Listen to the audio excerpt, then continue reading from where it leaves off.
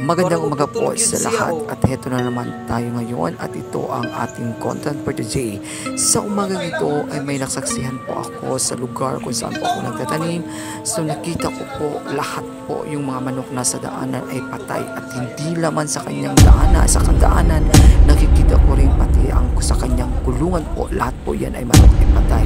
Alam niyo po kung ilang pirasong manok po ay namatay, 10 pirasong manok po yan. At walang bakas na dugo at walang dugo po yan nakikita namin. At hinala po ng may-ari baka naman ay aso o ahas po ang pumamatay nito. Kasi nakaraang buwan po ay may nahuli po silang 3 pirasong ahas na sawa. So at ngayon po nakikita po ninyo ang lahat po yan ay patay po yan at pinapasok po sa sak